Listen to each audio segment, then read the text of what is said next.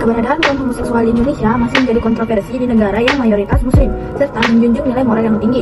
Homoseksual masih dianggap tabu dan menakutkan oleh sebagian besar kalangan masyarakat. Namun saat ini tak sedikit masyarakat Indonesia yang telah menerima kehadiran mereka sebagai salah satu dari keragaman. Bukan lagi satu hal yang menyimpang, tak kurang dari 1% penduduk Indonesia adalah pelaku seks menyimpang, gay, dan LGBT. Jumlah itu akan terus bertambah sejalan dengan perkembangan dan eksistensi asosiasi homoseksual di Indonesia. Di negara-negara barat, fenomena LGBT sudah tidak lagi menjadi suatu fenomena yang dianggap tabu. Orientasi seksual yang lazim ada dalam masyarakat adalah heteroseksual, sedangkan homoseksual oleh masyarakat dianggap sebagai penyimpangan orientasi seksual. Orientasi seksual disebabkan oleh interaksi yang kompleks antara faktor lingkungan, kognitif, dan biologis. Pada sebagian besar individu, orientasi seksual terbentuk sejak masa kecil. Baik, di sini LGBT bisa menyebabkan kesehatan, pendidikan, dan moral seseorang. Yang pertama ada dampak kesehatan, yaitu yang pertama gagal anal atau dukun. Orang gay melakukan hubungan seks anal sehingga mereka memiliki resiko tinggi terkena penyakit kanker. Yang kedua, kanker mulut. Kebiasaan melakukan oral seks bisa menyebabkan kanker mulut, sebab faktanya rokok adalah satu-satunya penyebab kanker mulut. Yang ketiga, meningitis, yaitu radang selaput otak terjadi karena infeksi mikroorganisme, kanker, penyalahgunaan obat-obatan, dan mengalami peradangan tubuh. Yang keempat, HIV atau AIDS. Umumnya para LGBT memiliki gaya hidup seks bebas dengan banyak orang sehingga kecenderungan terkena AIDS atau HIV. Yang kedua itu dampak sosial, seperti seorang gay akan sulit mendapatkan pasangan hidup karena selalu berganti-ganti pasangan. Penelitian menyatakan seorang gay mempunyai pasangan antara 20 sampai 106 per tahunnya. Pasangan zina saja tidak lebih dari 8 orang seumur hidupnya. Berdasarkan penelitian di atas, melegalkan pasangan LGBT dalam ikatan pernikahan pada hakikatnya adalah tindakan yang sia-sia. Yang ketiga itu dampak pendidikan. Penelitian membuktikan bahwa pasangan homo menghadapi permasalahan putus sekolah 5 kali lebih besar daripada siswa normal karena mereka merasakan ketidaksamaan dan 28% dari mereka dipaksa meninggalkan sekolah. Penyebab terjadinya LGBT memiliki beberapa faktor, yaitu yang pertama faktor lingkungan. Faktor lingkungan bisa memicu terjadinya LGBT misalnya saja karena salah pergaulan. Yang kedua yaitu faktor keluarga. Jika seseorang anak mengalami kekerasan di lingkungan keluarganya, hal ini bisa menjadi salah satu faktor yang menyebabkan dia menjadi LGBT. Yang ketiga yaitu faktor genetik. Maksudnya ialah penyimpanan seksual seperti lesbian, gay, dan lain-lain bisa terjadi karena adanya riwayat keturunan dari anggota keluarga sebelumnya. Menurut perspektif sosiologi, LGBT dikatakan menyimpang karena tidak sesuai dengan norma dan nilai yang berlaku di masyarakat. Dalam diskurs sosiologi deviation, merupakan penyimpangan terhadap kaidah atau norma-norma dan nilai-nilai dalam masyarakat. Kaidah ini timbul dalam masyarakat karena diperlukan sebagai pengatur hubungan antara seseorang dengan orang lain atau antara seseorang dengan masyarakat.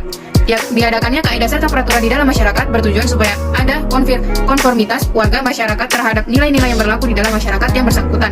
Dengan demikian, norma-norma sosial adalah apa yang harus dijalani dan dilarang dalam masyarakat. Tercipta dan terbentuknya norma-norma didasari karena adanya interaksi sosial antara individu dengan masyarakat. Norma-norma tersebut berfungsi untuk mengarahkan, menyalurkan, dan membatasi hubungan-hubungan masyarakat pada umumnya. Bagaimana perspektif hukum di Indonesia mengenai LGBT? Indonesia sebagai negara hukum tidak mengakui komunitas LGBT karena dianggap dapat merusak tatanan nilai keberbangsa dan bernegara, tetapi Indonesia memberikan perlindungan hukum atas hak individual dan kaum LGBT sebagai warga negara. Sejauh ini, perspektif hukum positif Indonesia belum mengatur secara eksplisit tentang LGBT dan hukum nasional. Indonesia tidak mengkriminalisasikan homoseksual, misalnya kitab undang-undang hukum pidana atau KUHP. Indonesia dan rancangan undang-undang KUHP, Indonesia tidak melarang biseksual dan transseksual atau transgender dan tidak menentukan hukuman bagi orang yang melakukan LGBT. Pasal 292 KUHP, Pasal 492 RUU KUHP, dan Undang-Undang Nomor 1 Tahun 1994. Hal ini berarti kitab undang-undang hukum pidana atau KUHP tidak menganggap perbuatan homoseksual sebagai suatu tindakan kriminal.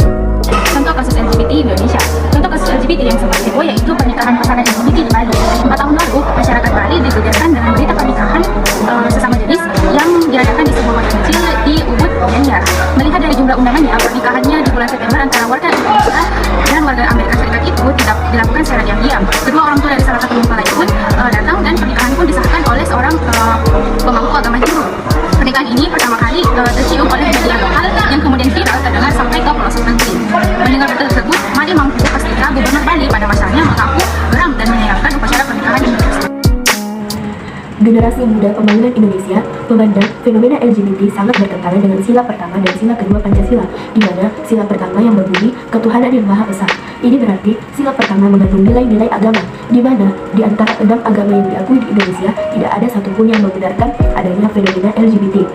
Kemudian, sila kedua Pancasila yang berbunyi kemanusiaan yang adil dan seadil. Di sini, generasi muda pembangunan Indonesia memandang bahwa LGBT bukan merupakan hak asasi manusia, melainkan adalah suatu perilaku menyimpang yang harus segera diobati. Tidak hanya sila pertama dan sila kedua Pancasila, LGBT juga dipandang sebagai bukan hal yang merupakan kepribadian bangsa Indonesia.